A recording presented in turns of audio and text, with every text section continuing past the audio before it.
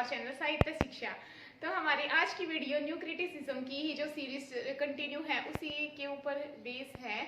तो आज हम पढ़ेंगे न्यू क्रिटिसिज्म के ही एक राइटर को जिनका नाम है F.R. लिवाइस। F.R. लिवाइस का जो बर्थ है वो हुई है 1895 में एंड उनकी डेथ हुई 1978 में। ओके, तो आज हम इन्हीं को आगे पढ़ेंगे कि ये हमारे लिए क्यों इम्पोर्टेंट है और इनके कुछ PYQs को भी हम डिस्कस करेंगे। तो चलो स्टार्ट करते हैं।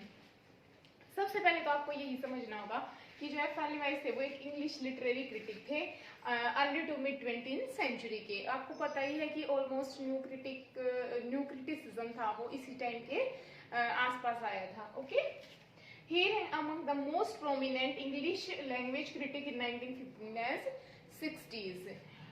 इनका जो रैंक था सबसे ज्यादा जो पोजीशन थी वो कब हुई 1950 से 60 के बीच में इन्होंने अपनी जो पोजीशन है उसको मेंटेन किया था। ओके, he is associated, वो किससे जुड़े हुए थे? He is associated with American school of new critic और उन्होंने फाउंड किया था स्क्रूनिटी।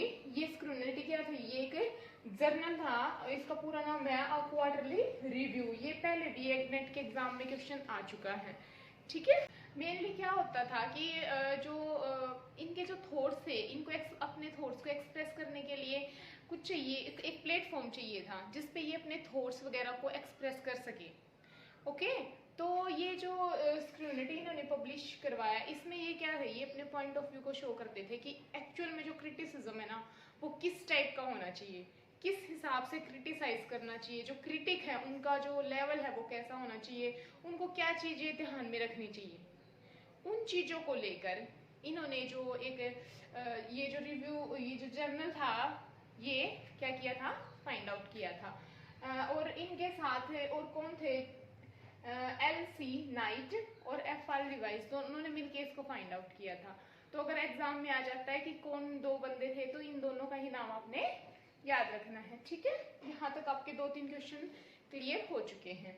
अब आगे देखो, इसके बाद इन्होंने क्या किया, इसके बाद इन्होंने ना पोएट्री के ऊपर क्रिटिसाइज करना स्टार्ट किया था।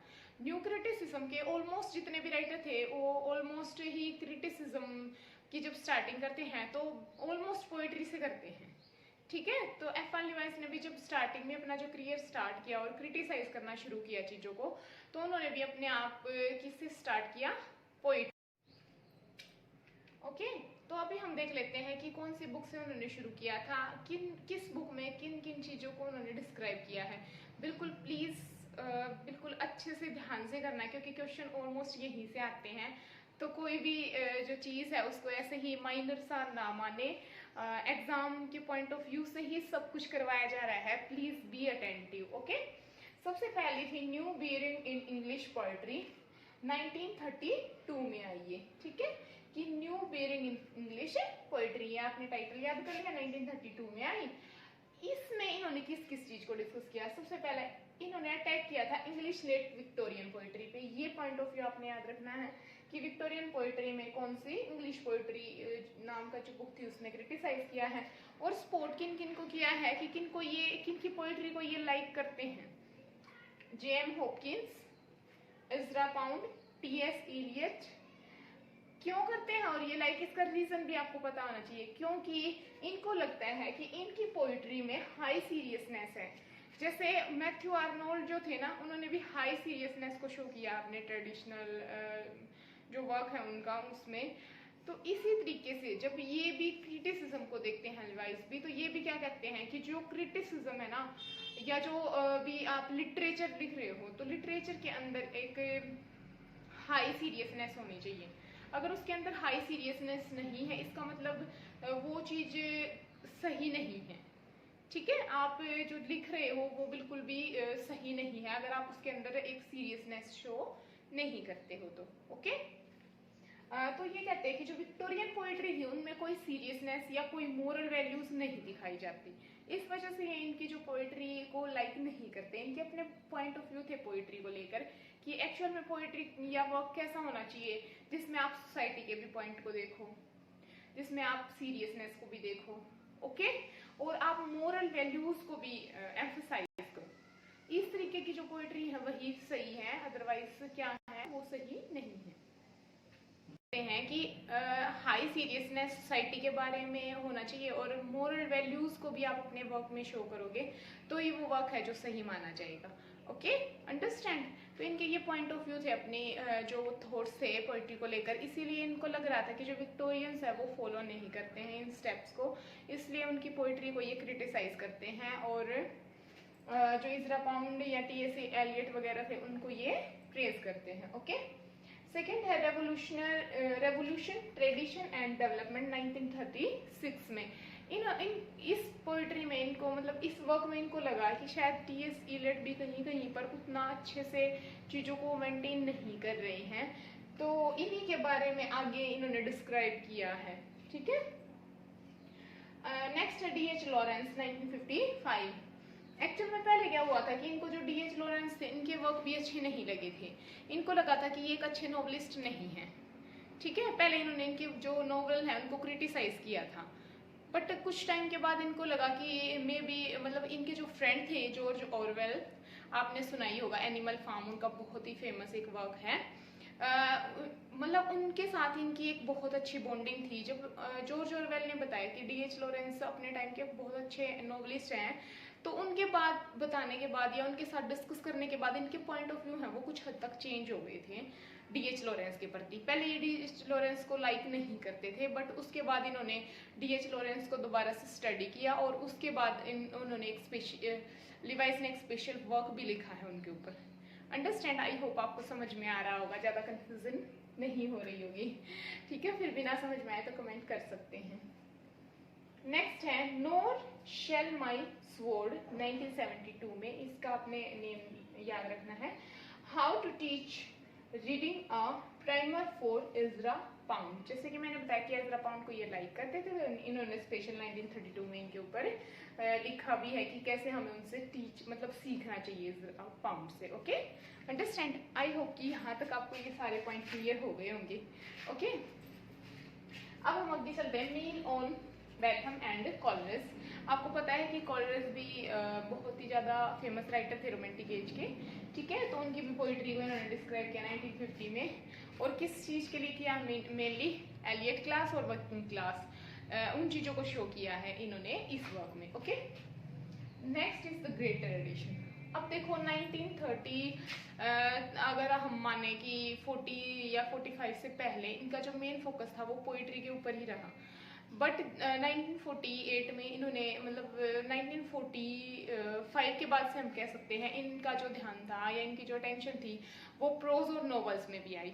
ठीक है, तो इन्होंने अपनी जो अटेंशन थी वो प्रोज नॉवल में ली और इन्होंने एक बहुत ही ज़्यादा फेमस वर्क लिखा जो हमारे लिए बहुत इंपॉर्टेंट है, जिसका नाम है द ग्रेट ट्रेडिशन। 1948 में इन्होंने इसको लिखा था। ठीक है, और इसको अप्रिशिएट जॉर्ज ऑरवेल ने भी बहुत ज़्यादा अप्रिशिएट किया है। मैंने आपको पहले ही बता दिया कि ये जो जॉर्ज ऑरवेल थे ये इनके फ्रेंड थे। ओके, अब जो इस वैसे तो ये मेनली मैं आपको बता देती हूँ कि क्यों ज़्यादा इंपॉर्टेंट है, पहले आपको दो चार चीज़ें बता देती हूँ, उसके बाद ही समझाएंगे। देखो, पहली चीज़ तो ये कि इसमें ये बहुत सारे राइटर को क्रिटिसाइज करता है, बहुत सारे राइटर को लाइक करता है, तो आपको वो सारे याद रखने हैं। PYQs में मैं करवाऊंगी ताकि आपको पता लग जाए कि क्वेश्चन किस हिसाब से आएंगे। ओके, सेकेंडली जो चीज़ है कि इसमें इस वक्त में इसने किस चीज़ के ऊपर फोकस किया है वो आपको ध्यान रखनी है, क्वेश्चन उस पॉइंट ऑफ व्यू से आ सकता है। ठीक है, अब भी ध्यान से एक एक पॉइंट को सुने। देखो, पहली चीज, ये बिल्कुल भी जो कॉमिक स्टाइल है उसको पसंद नहीं करते थे। ठीक है, जो बर्लेस्क्यू वगैरह होती हैं, बर्लेस्क्यू मतलब कॉमेडी वगैरह होती हैं, या कार्निवलेस्क्यू देखा होगा आपने जो मिखेल भक्ति ने दिया था। ठीक है, उसको भी ये बिल्कुल पसंद नहीं करते हैं। ठीक है, ये कहते हैं कि सीरियसनेस होनी चाहिए, ये जो कॉमिक वगैरह की चीज़ें हैं इनको बिल्कुल भी अच्छी नहीं लगती थी। अंडरस्टैंड। सेकेंड जो रीज़न है लिटरेरी, मतलब ये कहते हैं कि जो लिटरेचर का कोई भी वर्क है उसके अंदर कल्चर, सोसाइटी और मॉरलिटी, ये तीन चीज़ें तो होनी ही चाहिए। जो कोई भी लिटरेचर का वर्क है उसमें कल्चर, सोसाइटी और मॉरलिटी तीनों चीज़ें होनी चाहिए। अगर कोई किसी भी जो लिटरेचर के वर्क में आप सोसाइटी के पर्सपेक्टिव को नहीं दिखाते हो या उसमें मोरलिटी नहीं है, ठीक है, तो वो जो वर्क होता है वो क्या होता है, वो क्रिटिसिज्म के लायक होता है, मतलब वो एक अच्छा वर्क नहीं माना जाएगा। ओके, अब आगे देखो कि किन को ये लाइक करते हैं। सबसे पहले इन्होंने लाइक किया है जेन ऑस्टिन को। जेन ऑस्टिन एक फेमस नॉवलिस्ट हैं, ठीक है, आपको पता ही होगा, 17वीं सेंचुरी की, प्राइड एंड प्रेजुडिस और बहुत सारे इनके जो वर्क हैं। सेकंड है एमा हो गया, ठीक है। जॉर्ज एलियट, ये भी राइटर थी, विक्टोरियन एज में ये आई थी, ठीक है, ये नॉवलिस्ट है ये भी। हेनरी जेम्स, ठीक है, American novelist. Joseph Conrad, the heart of darkness, इनका आपको याद होगा नोवेल। और शेक्सपियर को भी ये पॉइंट ऑफ व्यू को लेते हैं। और ये शेक्सपियर के पॉइंट ऑफ व्यू को क्यों लेते हैं, क्योंकि जॉनसन आपको याद है ना, जॉनसन, सैमुअल जॉनसन, उन्होंने शेक्सपियर के ऊपर कुछ लिखा था, उनके पॉइंट ऑफ व्यू से ये शेक्सपियर को लेते हैं। Okay, understand. तो ये कहते हैं कि इन सबके अगर वर्क नॉवेल्स को आप देखोगे तो इनमें एक आपको सोसाइटी से लिंक मिलेगा, एक मोरालिटी मिलेगी, एक मीनिंग मिलेगा, ठीक है। नेक्स्ट में डिसलाइक किसको करते हैं, हार्थोन को, नेथनल हार्थोन, स्कारलेट लेटर जिनका वर्क है। हरमन मेलवी, ठीक है, ये भी अमेरिकन है। Edgar Allan Poe, Edgar Allan Poe का एक फेमस पोइट्री है रेवन, ओके। नेक्स्ट है डीएच लॉरेंस। मैंने बताया ना कि पहले डीएच लॉरेंस को डिसलाइक करते थे, बट जॉर्ज ऑरवेल की एडवाइस के बाद इन्होंने लाइक किया था और बुक भी लिखी। चार्ल्स डिकन्स, ओके, और चार्ल्स डिकन्स के साथ भी ऐसा ही हुआ था, सेम। फिर जिनको ये कहते हैं कि ये तो होने ही नहीं चाहिए, ये तो बिना बात ही है, इनका तो एग्जिस्टेंस ही नहीं होना चाहिए, इनको तो आता ही नहीं कुछ। James Joyce, Emily Bronte, Charlotte Bronte, ये 3 सिस्टर्स जिनको तूफानी सिस्टर्स भी बोला गया है लिटरेचर में। हेनरी फील्डिंग, जॉर्ज मोर, ओके, ये सारे क्या हैं, इनको डिसमिस कर दिया है इन सभी राइटर्स को, ओके। आई होप कि क्लियर हो गया होगा। वैसे तो बहुत चीजें हैं, बट मेरे ख्याल से आप इतना कर लेंगे तो इनफ है। अब मैं आपको PYQs बता देती हूँ कि कैसे क्वेश्चन आए हुए हैं। 2016 में आया था कि the pre evaluative criteria of F R Leavis great tradition. Great tradition का जो क्राइटेरिया है ना, वो किस चीज को मानते हैं कि क्या होता है ग्रेट ट्रेडिशन, तो उनके अकॉर्डिंग क्या है, मोरल पर्पस।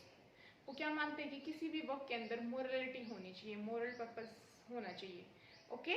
सेकंड है which writer he add in great tradition, किन किन राइटर्स को वो एड अप करते हैं ग्रेट ट्रेडिशन में। और इसमें से कुछ उन्होंने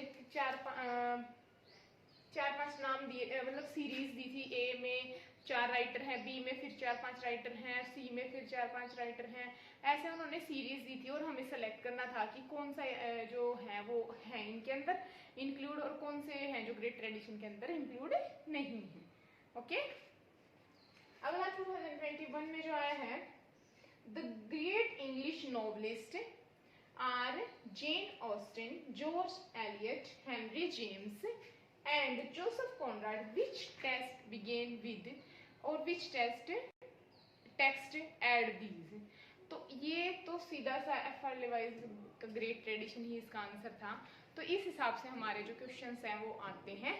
तो आई होप कि आपको क्लियर हो गया होगा। फिर भी कोई डाउट है तो आप कमेंट बॉक्स में जरूर अपनी जो डाउट है या क्वेरी है वो ले सकते हैं। और हंसते रहें, मुस्कुराते रहें। अगर वीडियो अच्छी लगे तो लाइक तो कर ही दें, सब्सक्राइब भी कर लें, ताकि अगर कुछ इंपॉर्टेंट और भी वीडियो आए तो आप तक जरूर पहुंच जाएं। और हमारा तो उद्देश्य ये है कि आप तक इंफॉर्मेशन पहुंचाना सही तरीके की। ऐसे ही हंसते रहें, मुस्कुराते रहें और अपने ड्रीम्स को अचीव करने के लिए दिन रात मेहनत करें। तो इसी के साथ बाय फ्रेंड्स, थैंक यू।